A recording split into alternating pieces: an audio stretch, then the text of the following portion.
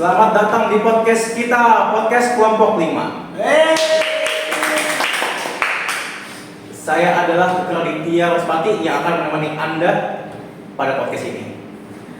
Kita kali ini akan membahas tentang transisi dari Orde Baru ke masa reformasi di Indonesia. Proses transisi ini membawa perubahan besar dalam sistem politik dan sosial di Indonesia.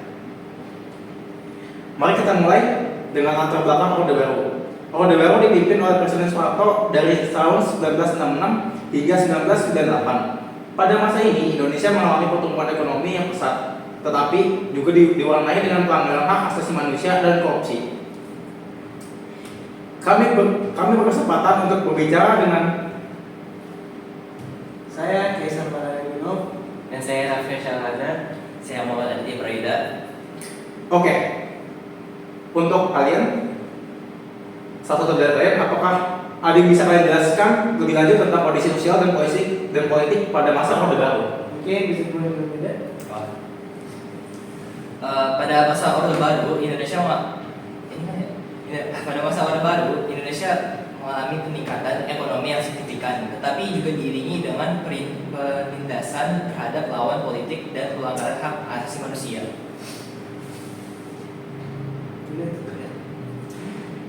Pada tahun 1998, Indonesia mengalami krisis ekonomi dan politik yang sangat parah. Ini memicu gerakan reformasi yang dipimpin oleh mahasiswa dan masyarakat sipil. Proses reformasi ini membawa perubahan besar dalam sistem politik Indonesia. Dan kalian, bisakah Anda jelaskan lebih lanjut tentang proses reformasi dan peran mahasiswa serta masyarakat sipil dalam perubahan ini? Mungkin saya bisa bantu diterangkan. Nah, yaitu proses reformasi pada tahun 1998 merupakan momen penting dalam sejarah Indonesia dan mahasiswa dan juga masyarakat sipil untuk memainkan peran kunci dalam memicu perubahan dan menuntut reformasi. Mungkin itu saja. Oke, pertanyaan terakhir, bagaimana tanggapan Anda terhadap masa reformasi?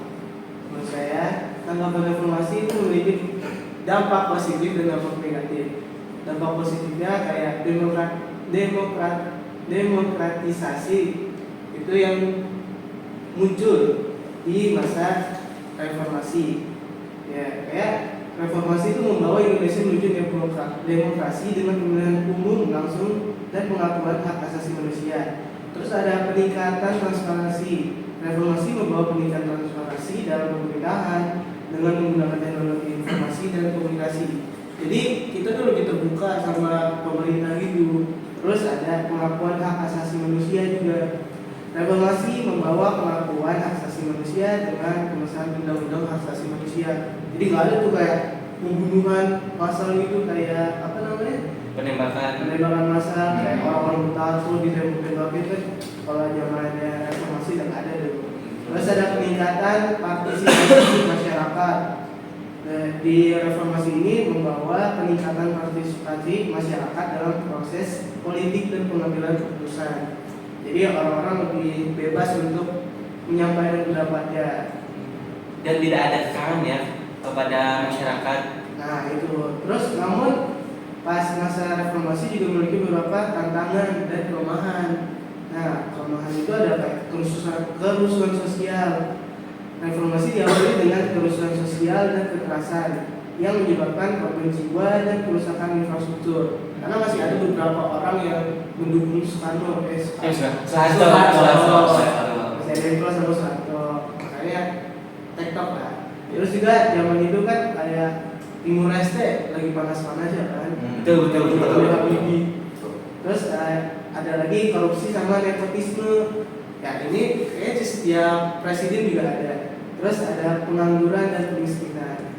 Ya walaupun di zaman Bapak Habibie kurs mata uang Indonesia itu naik. Ya, mungkin pendapat saya sekian. Itulah episode kita yang tentang peralihan Orde Baru dari masa reformasi menuju masa reformasi Indonesia. Proses transisi ini membawa perubahan besar dalam sistem politik dan sosial Indonesia. Kami berharap episode ini dapat memberikan pemahaman yang lebih baik tentang sejarah Indonesia dan pentingnya reformasi. Terima kasih telah menonton podcast kita, podcast Kelompok 5. Terima kasih. Jangan lupa like, share, dan subscribe. Sampai jumpa, bertemu di podcast selanjutnya. See you. Bye bye. Bye.